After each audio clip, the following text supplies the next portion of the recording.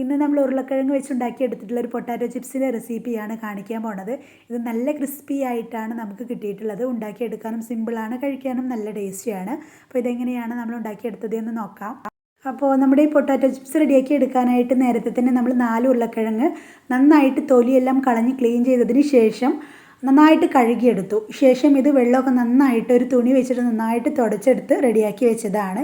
ഇനി ഇത് നല്ല തിന്നായിട്ടൊന്ന് കട്ട് ചെയ്തെടുക്കണം. അപ്പോൾ ഇത് വെച്ചിട്ടാണ് നമ്മൾ ഇത് കട്ട് ചെയ്തെടുക്കുന്നത്. ഇതുപോലെ കട്ട് ചെയ്തെടുത്താൽ നല്ല തിന്നായിട്ട് നമുക്കിത് കട്ട് ചെയ്തെടുക്കാൻ പറ്റും.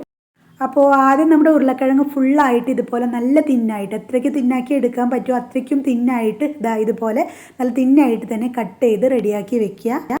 അപ്പോൾ ഈ ഒരു രീതിയിൽ നമ്മുടെ ഉരുളക്കിഴങ്ങ് ഫുള്ളായിട്ട് നമ്മൾ നല്ല തിന്നായിട്ട് തന്നെ കട്ട് ചെയ്ത് റെഡിയാക്കി വെച്ചിട്ടുണ്ട്. ഇനി ഇതിലെ ഈർപ്പൊക്കെ നന്നായിട്ട് കളയണം. അപ്പോൾ ഇതിന് വെള്ളം കളയാൻ വേണ്ടിയിട്ട് ഇതുപോലെ ഒരു ടിഷ്യൂ പേപ്പറോ അല്ലെങ്കിൽ ഒരു ടവലോ എടുത്തിട്ട് നന്നായിട്ട് തുടച്ചിട്ട് ഇതിലെ ഈർപ്പൊക്കെ നന്നായിട്ട് കളയുക. ഒട്ടും തന്നെ വെള്ളമൊന്നും പാടില്ല. അപ്പോൾ ഇതുപോലെ നന്നായിട്ട് തുടച്ചതിന് ശേഷം ഒരു പ്ലേറ്റിലേക്ക് ഇട്ട് കൊടുക്കാം. ഈ ഒരു രീതിയിൽ ഫുള്ളായിട്ട് ആദ്യം റെഡിയാക്കി വെക്കാം.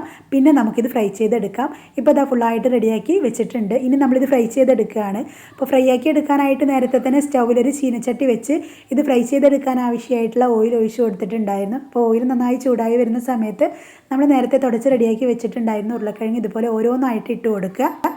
ഇട്ട ഉടനെ തന്നെ ഫ്ലെയിം നന്നായിട്ട് കുറച്ച് വെക്കുക. ഏറ്റവും ലോ ഫ്ലെയിമിലാക്കി വെക്കുക. പിന്നെ നമ്മൾ ലോ ഫ്ലെയിമിൽ ഇട്ടിട്ടാണ് ഇത് ഫ്രൈ ചെയ്തെടുക്കുന്നത്. തീ ഒരുപാട് കൂട്ടി വെച്ചാൽ പെട്ടെന്ന് തന്നെ കരിഞ്ഞു പോകും, എന്നാൽ നല്ല ക്രിസ്പി ആയിട്ട് നമുക്ക് കിട്ടില്ല.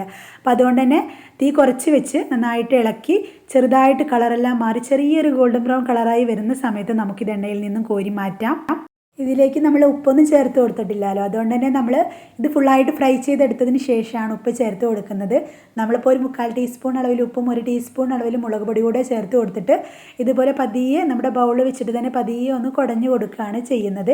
കൈ വെച്ചിട്ട് ഇതുപോലെ മിക്സാക്കി എടുത്താൽ ഇത് പെട്ടെന്ന് തന്നെ പൊടിഞ്ഞു പോകും. അപ്പോൾ അതുകൊണ്ട് തന്നെ നമ്മുടെ ബൗൾ വെച്ചിട്ട് തന്നെ പതിയെ ഇതുപോലെ ഒന്ന് കുടഞ്ഞു കൊടുത്താൽ മതി.